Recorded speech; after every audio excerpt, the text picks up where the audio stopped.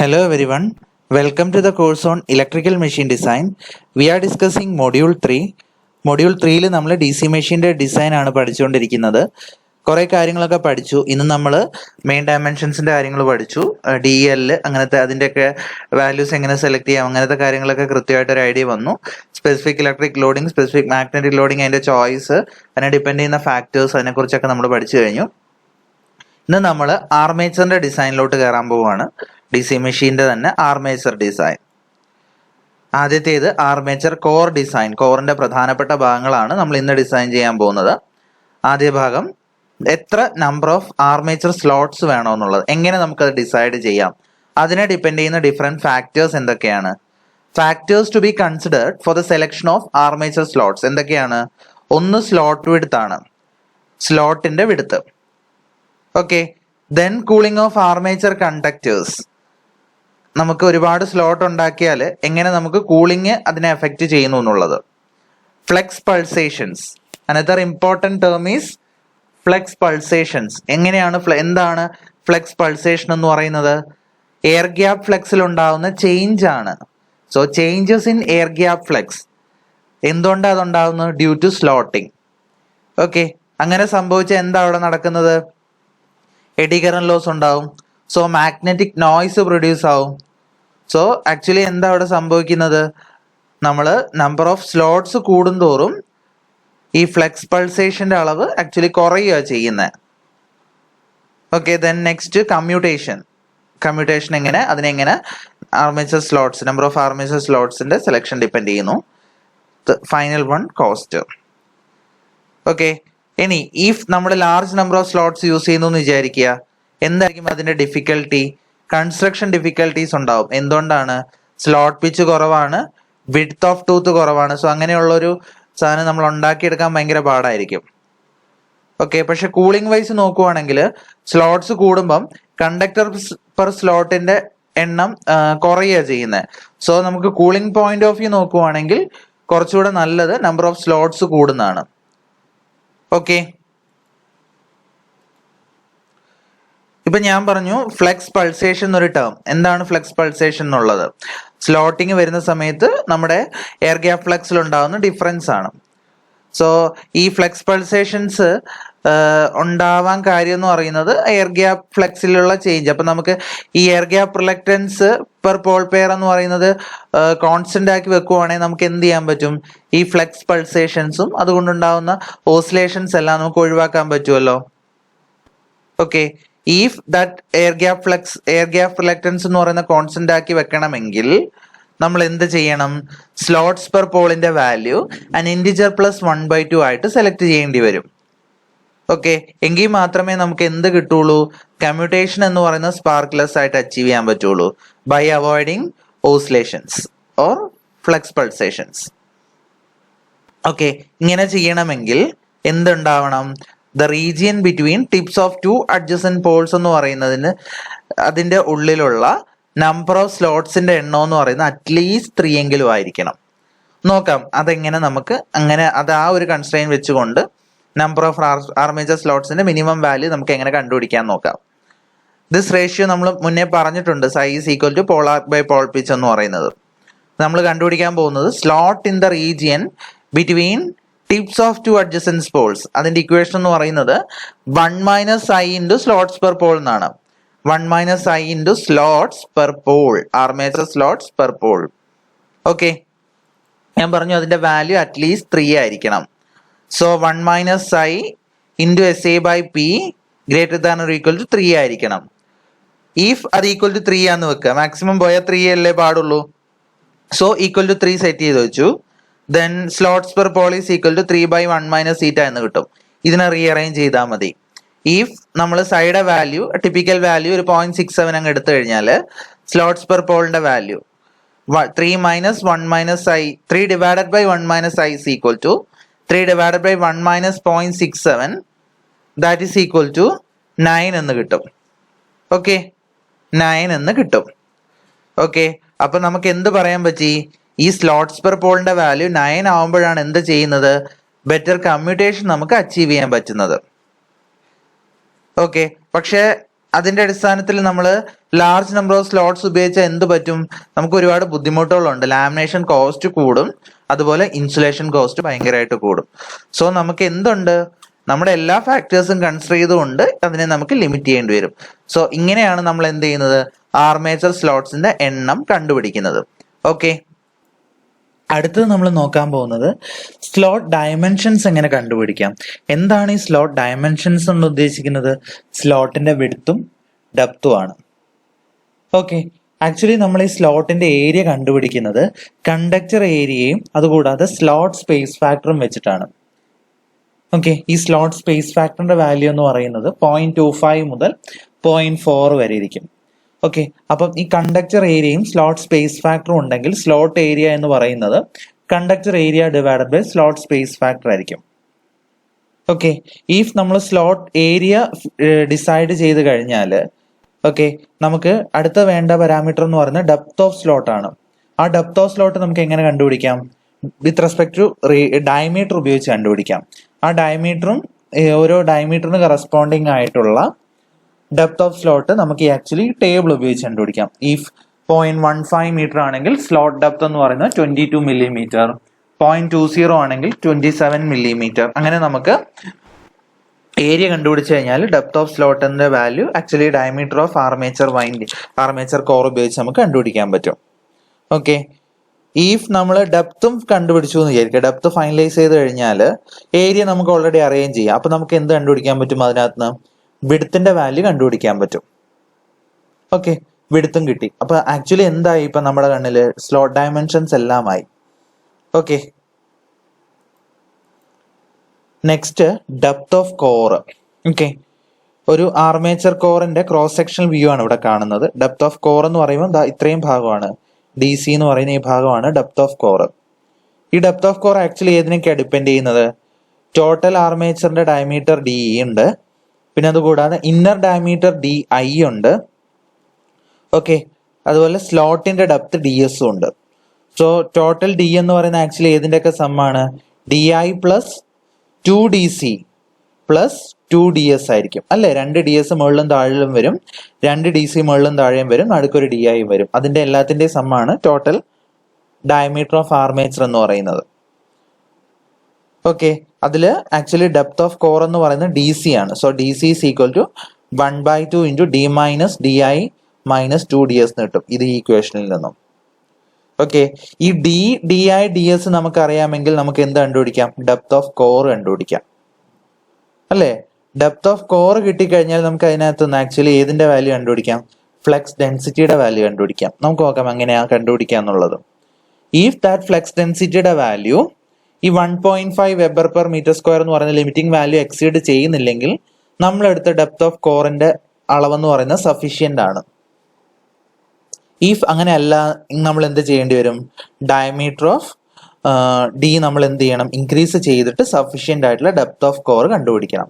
Okay, നമുക്ക് നോക്കാം എങ്ങനെ DC തന്നാൽ ആക്ച്വലി ഫ്ലെക്സിന്റെ വാല്യൂ കണ്ടുപിടിക്കാം എന്നുള്ളത് നോക്കാം നമുക്ക്.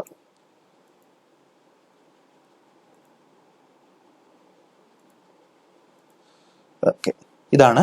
ഓക്കെ, അപ്പം എങ്ങനെ നമ്മളിപ്പോ പോകുന്നത് DC തന്നാൽ എങ്ങനെ നമുക്ക് ഫ്ലെക്സ് ഡെൻസിറ്റിയുടെ വാല്യൂ കണ്ടുപിടിക്കുക എന്നുള്ളതാണ് നമ്മളിപ്പോൾ പറയാൻ പോകുന്നത്.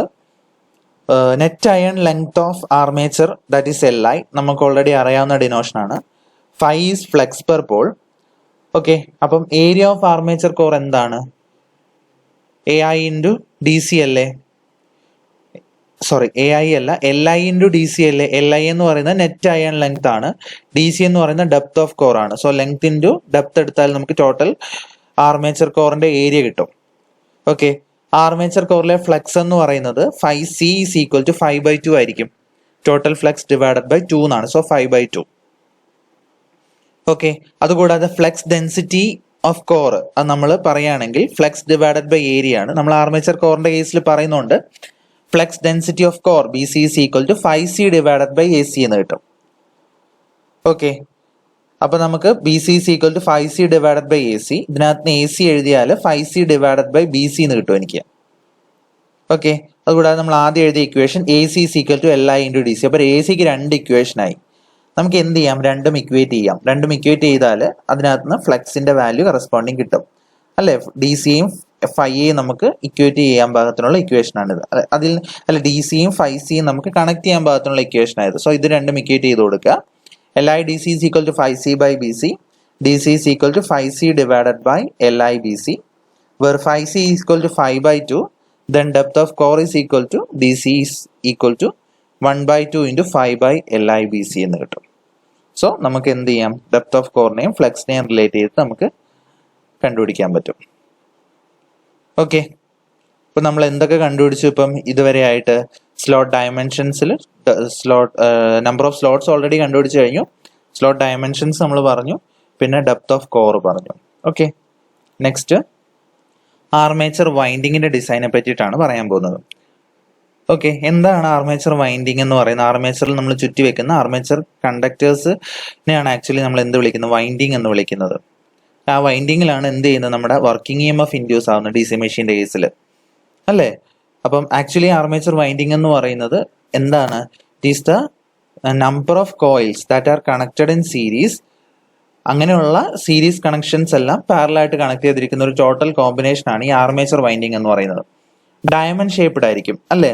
ആ ഷേപ്പ് നിങ്ങളുടെ മൈൻഡിലുണ്ട്. ഡയമണ്ട് ഷേപ്ഡ് ആയിരിക്കും, മുകളിലും താഴെയും ഓവർഹാങ് ആയിരിക്കും. ഓക്കെ, ഒന്നെങ്കിൽ സിംഗിൾ ടേൺ ആയിരിക്കും, അല്ലെങ്കിൽ മൾട്ടി ടേൺ ആയിരിക്കും. ഒരു ടേൺ എന്ന് പറഞ്ഞാൽ രണ്ട് കോയിൽസ്, രണ്ട് കണ്ടക്ടേഴ്സ് ചേരുന്നതാണ് ഒരു ടേൺ എന്ന് പറയുന്നത്. ഓക്കെ, അപ്പം ആക്ച്വലി നമ്മളൊരു വൈൻഡിങ് ഡിസൈൻ ചെയ്യാന്ന് പറഞ്ഞാൽ എന്തൊക്കെയായിരിക്കും അതിനകത്ത് വരുന്ന കാര്യങ്ങൾ? എന്തൊക്കെയായിരിക്കും നമ്മൾ ഡിസൈൻ ചെയ്യേണ്ടി വരിക? ഏത് ടൈപ്പ് വൈൻഡിങ് വേണം? ഓക്കെ, ഏത് ടൈപ്പിന് വൈൻഡിങ് വേണം? Estimation of number of armature coils, എത്ര നമ്പർ ഓഫ് ആർമേച്ചർ കോയിൽസ് വേണം, എത്ര ടേൺസ് പെർ കോയിൽ വേണം, കണ്ടക്ടേഴ്സ് പെർ സ്ലോട്ട് എത്ര, അതുകൂടാതെ total number of armature conductors എത്ര, ഈ കണ്ടക്ടറിന്റെ ഡയമെൻഷൻ എത്ര. ഇത്രയും കാര്യങ്ങളാണ് നമ്മൾ എന്ത് ചെയ്യേണ്ടത്? ഈ ആർമേച്ചർ വൈൻഡിങ് ഡിസൈനിലൂടെ നമ്മൾ കണ്ടുപിടിക്കേണ്ടത്. ഓക്കെ, DC മെഷീൻ്റെ കേസിൽ നമുക്ക് പ്രധാനമായിട്ട് രണ്ട് ടൈപ്പ് ഡബിൾ ലെയർ വൈൻഡിങ് നമ്മൾ കൊടുക്കാറുള്ളത്. സിംപ്ലെക്സ് ലാപ്പും സിംപ്ലെക്സ് വേവും. ഓക്കെ, ഇപ്പം നമ്മൾ ഈ രണ്ട് കണക്ഷന്റെ കേസിലും നമ്പർ ഓഫ് പാരലൽ പാത്ത് എന്ന് പറയുന്നത് നമുക്ക് സാധാരണ സിംപ്ലെക്സ് വൈൻഡിങ്ങിനേക്കാളും കൂടുതൽ വേണമെന്നുണ്ടെങ്കിൽ നമ്മൾ എന്ത് ചെയ്യണം? കുറച്ചുകൂടെ കൂടുതലുള്ള സംഭവം നമ്മൾ ചെയ്യേണ്ടി വരും. അതിൽ ചെയ്യാൻ പറ്റുന്ന ഒരു കാര്യം എന്ന് വെച്ചാൽ, അതായത് നമ്പർ ഓഫ് പാരലൽ പാത്ത് എന്ന് പറയുന്നത് നമ്മൾ കൂടുതൽ എടുക്കുന്നു. Twice that of simplex winding എടുത്താൽ നമുക്ക് ഡ്യൂപ്ലെക്സ് എടുക്കാം. Thrice that of simplex winding എടുത്താൽ എന്തായിരിക്കും? ട്രിപ്ലക്സ് വൈൻഡിങ് എടുക്കാം.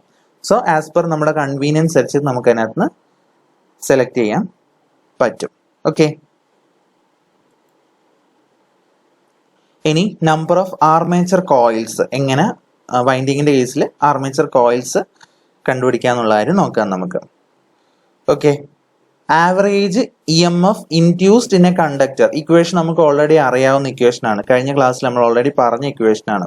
EZ is equal to BAV L into VA എന്നാണ്. where BAV is the specific magnetic loading, where L is the length of armature and VA is the peripheral speed.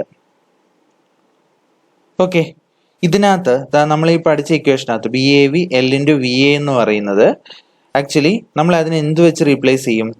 ഒരു maximum induced value കണ്ടുപിടിക്കാൻ വേണ്ടി, maximum EMF induced in the conductor on no load കണ്ടുപിടിക്കാൻ വേണ്ടി ഞാൻ എന്ത് ചെയ്യുന്ന വിചാരിച്ചാൽ ഈ BAVക്ക് പകരം എന്തിട്ട് കൊടുക്കും? BGM എന്നിട്ട് കൊടുക്കും. അപ്പം അതിന് കറസ്പോണ്ടിങ് ആയിട്ടുള്ള EZ എന്ന് പറയുന്നത് EZ max ആയിരിക്കും.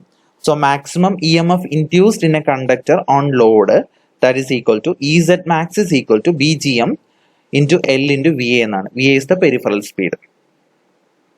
Okay, where BGM is 1/3 into BG എന്നായിരിക്കും.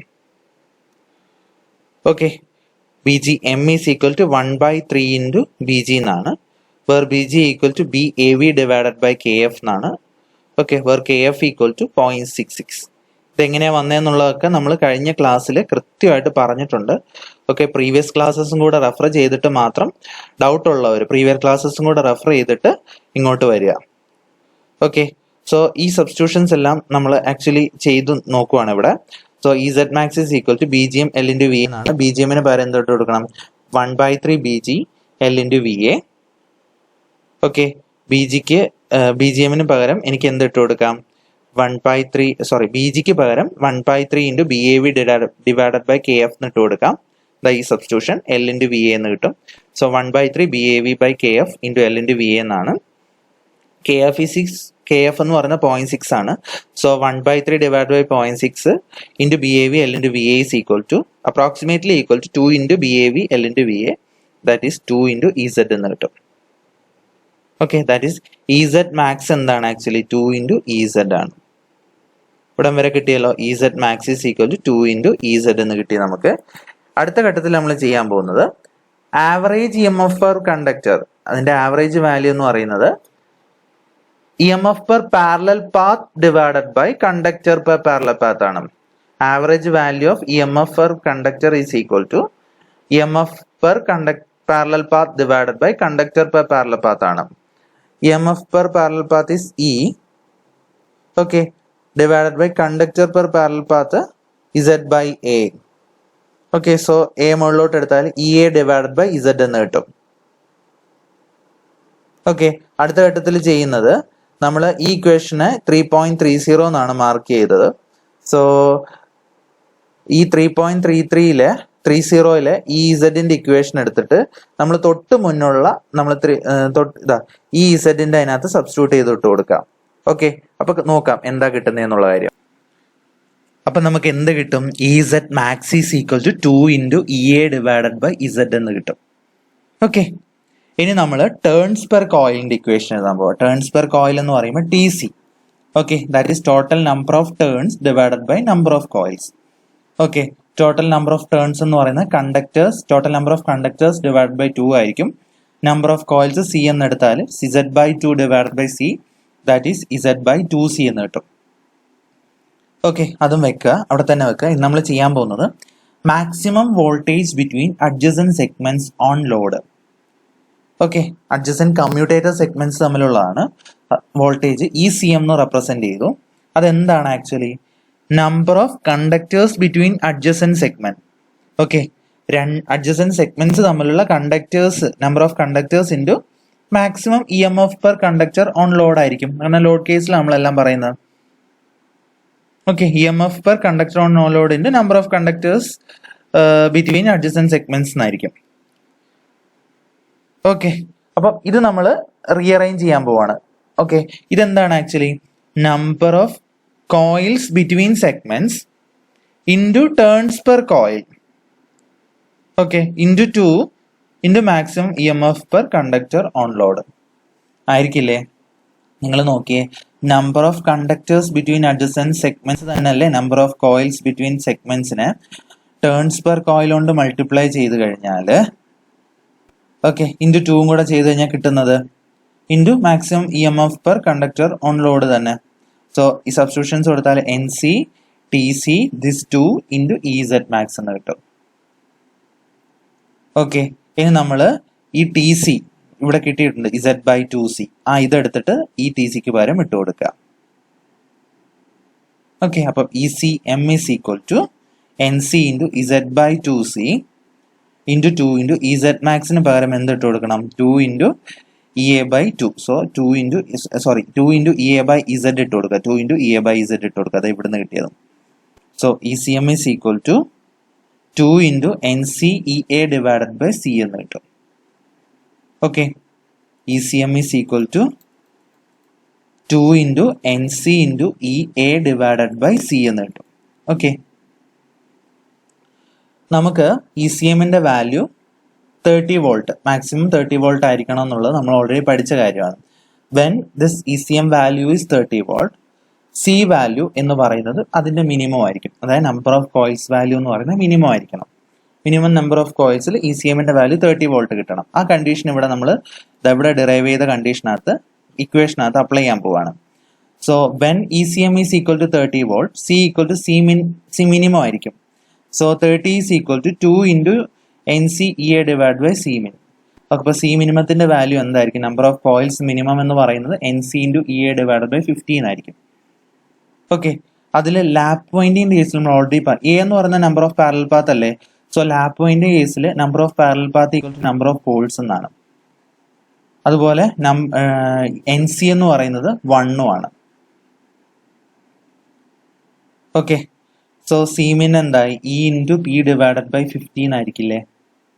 വേവ് വൈൻഡിന്റെ കേസിലാണെങ്കിൽ എ ഈക്വൽ ടു പി ആണ്, N C equal to P by 2 എന്നാണ്. Okay, so C min is equal to P by 2 into E into 2 divided by 15, that is C P by 15. So lap winding ആണെങ്കിലും wave winding ആണെങ്കിലും നമുക്ക് എന്ത് കിട്ടുന്നുണ്ട്? Minimum values coils എന്ന് പറയുന്നത് E P by 15 തന്നെ കിട്ടുന്നത്. ഓക്കെ, അപ്പൊ എന്ത് പറയാം? സിയുടെ value E P divided by 50 ആകുമ്പോഴാണ് എന്ത് ചെയ്യുന്നത്?